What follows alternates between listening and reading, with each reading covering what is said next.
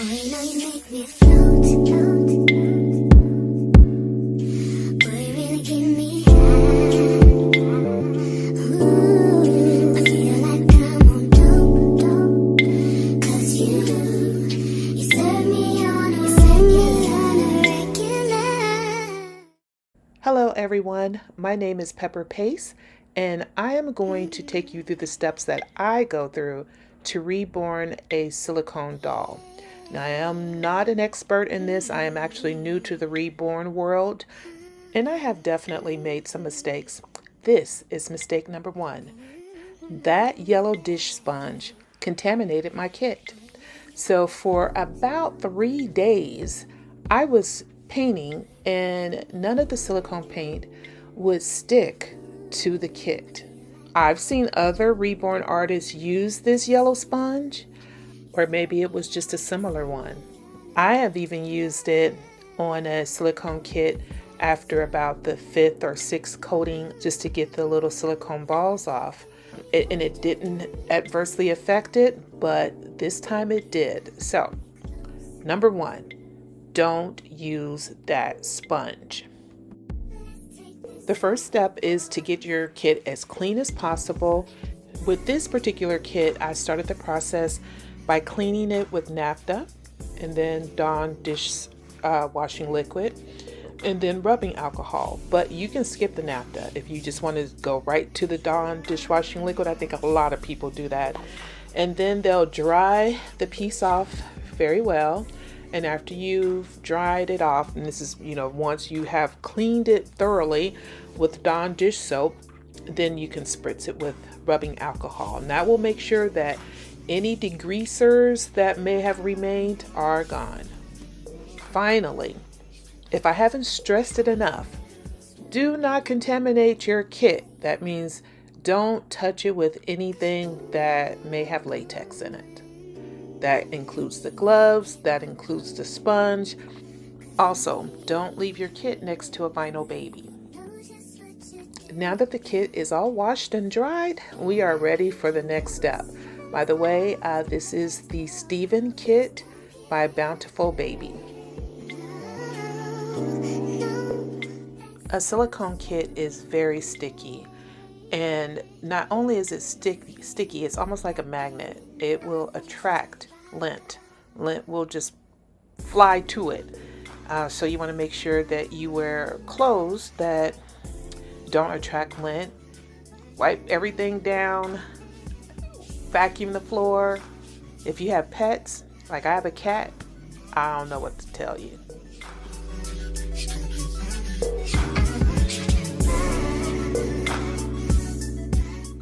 We're going to open the doll's mouth.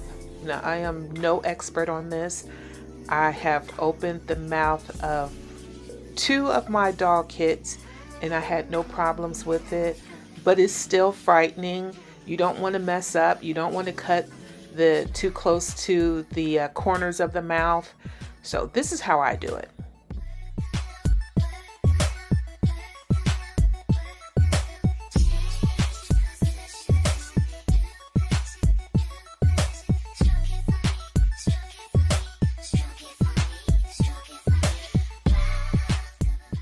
Once I split the lip along the seam, making sure that I don't go too far on the edge, I want to cut at the roof of the mouth so I can give myself space for a pacifier.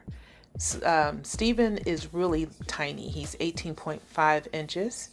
That's going to make him a preemie. So I only need enough really to make a preemie pacifier fit. Then we flip them upside down and we're going to do the same thing at the lower part of the lip. We're going to make sure that we don't mess up or change the lip line that we already cut. You can also use hemostats, which are the best because they clamp to help you pull out the excess silicone, but I didn't need to do that. This silicone is super soft, so it made it very easy.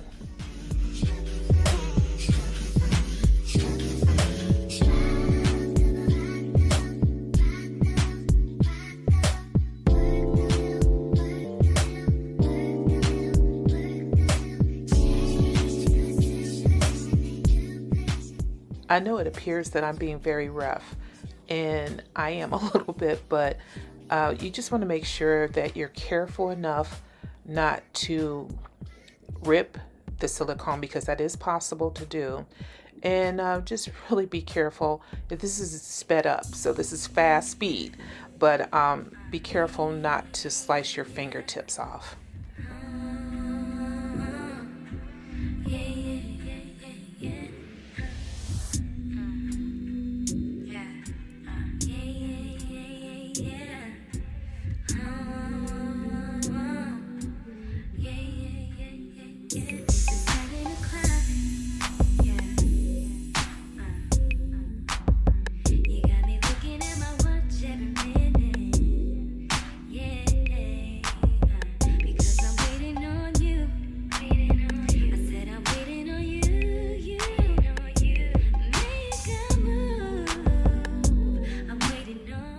Now we're going to do some cleanup.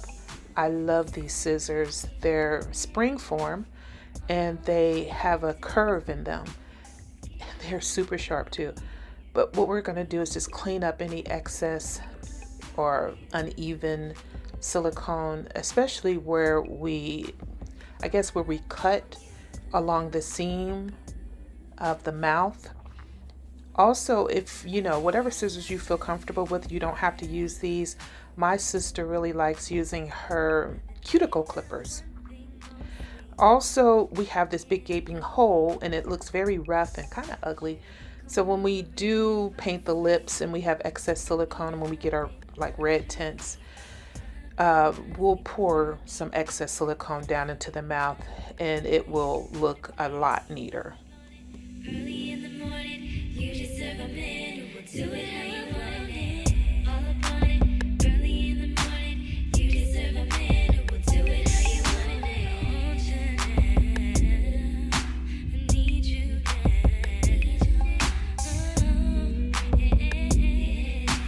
Please, if you feel me, throw your hands. This is 7 o'clock. Yeah. I want you now. I need you now. I want you now. I need you now.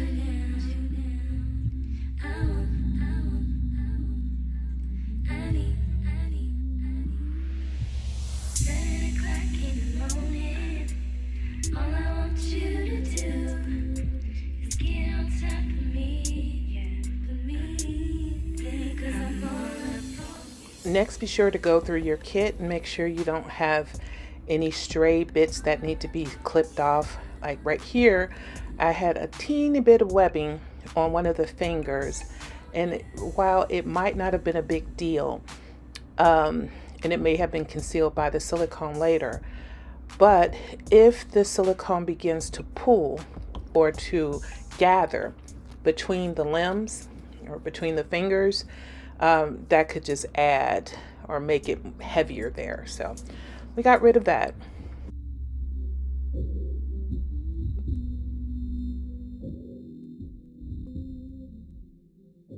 This is how I set up my workstation. I start with the puppy pad.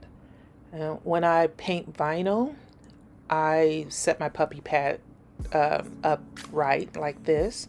That way it absorbs the paint. But when you are working with silicone, use this side. And that's because you can pounce off any excess silicone, which doesn't really get absorbed by like a fabric. It's like an oily, gross landslide, and you can pounce it off and rub it off on that. Now you're going to need your cycle paints, and that is the medium that you use to mix your paints. I use A and B. Some paints you don't need A and B, so you want to double check whatever paints you use. I use Sam, and they do require A and B. Having these dispenser bottles made my life so easy. Just clearly mark them as A and B.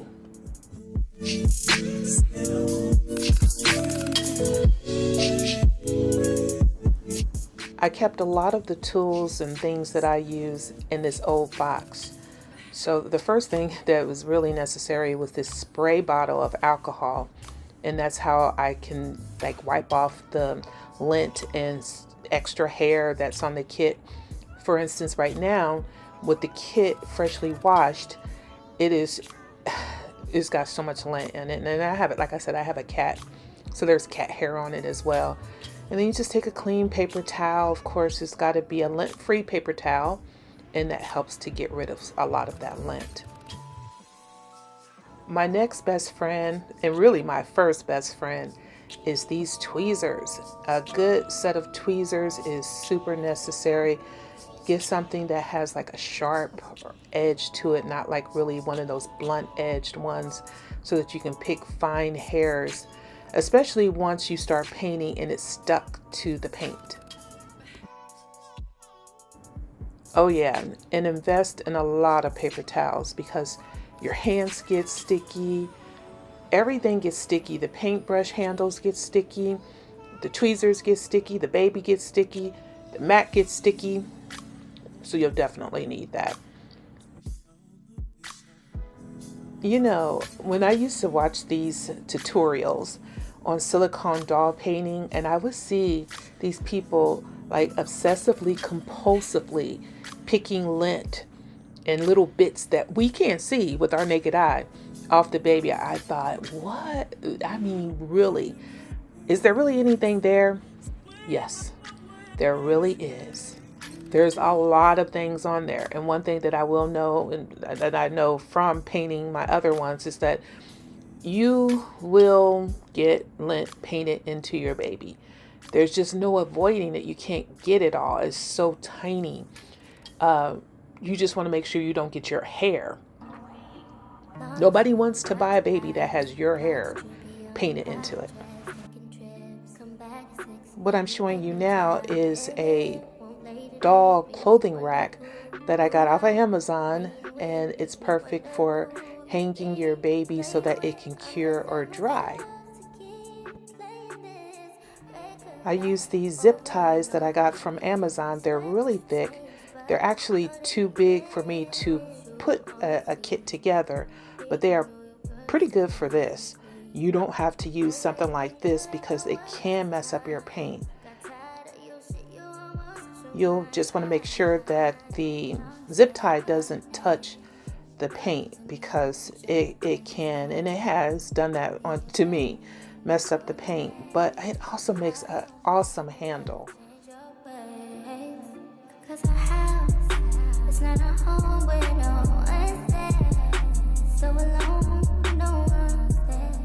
If you're familiar with reborning vinyl dolls, you know these clippers are the best for cutting zip ties.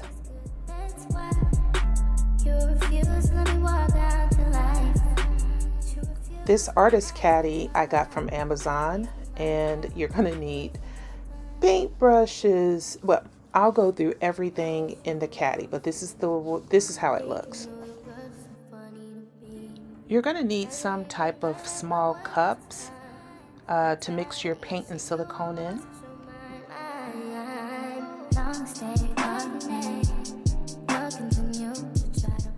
I have basically this industrial size rubbing alcohol, 99%, and of course my little spray bottle.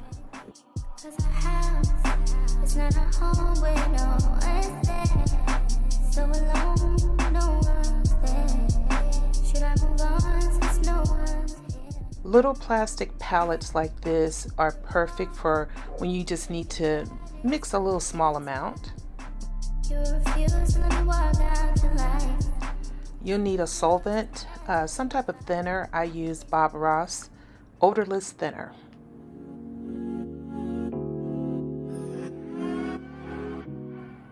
I wear gloves a lot of times when I'm painting silicone, and they're definitely not necessary, but if you're going to wear gloves, make sure that they are latex free.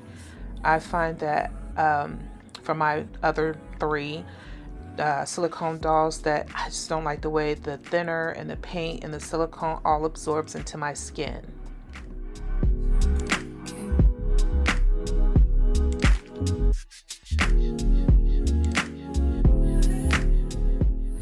We're also going to need some type of vehicle to pounce the paint onto the doll. These sponges are excellent for giving the baby texture. I also use these cosmetic wedges. They are also latex free, and these are more porous than the ones that I use typically when I'm painting vinyl.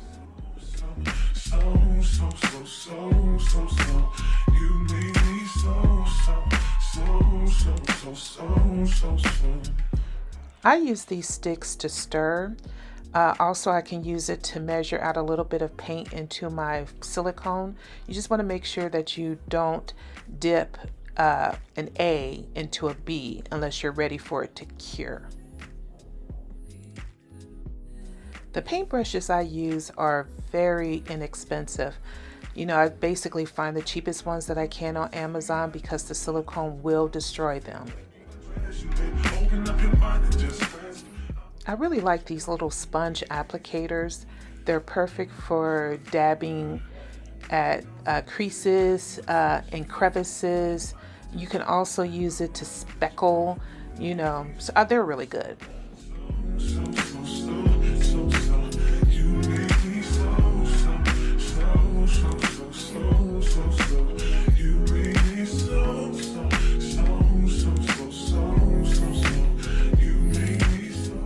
Now we're back to my messy box. These are the paints that I'm using. Again, Sam Silicone Art Materials. And I think I got these from McPherson's. Espresso is what I'm basically going to be using for an ethnic baby.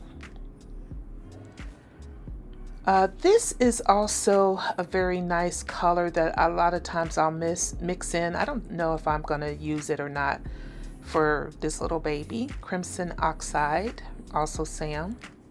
Here's a brush that is ruined by Silicone, even though I cleaned it. And you clean it with the solvent, the paint thinner. This one I used is still pretty good. I can probably get one more use out of it.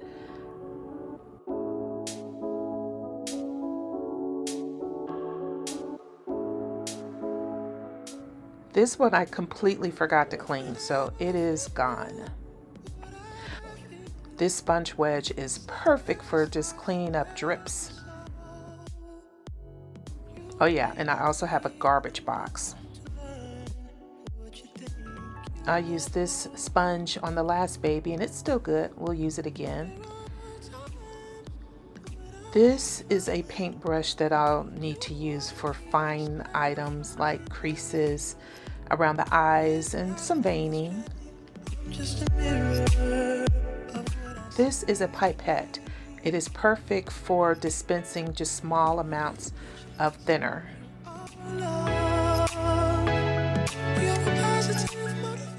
I also have this tiny little dipping spoon because sometimes the paint just really doesn't want to come out of the dispenser.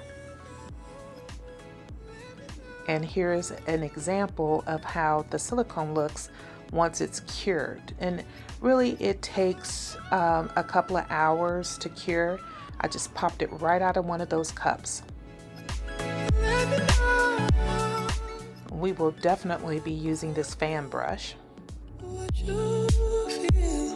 It's hard for me to understand. So many things have taken place before this love affair. I'm also going to need a nice smaller brush because Stephen is so small. And this is how it looks. Stay tuned for part 2 where we will begin actually painting an ethnic silicone doll. There are times when I fall short, what I say.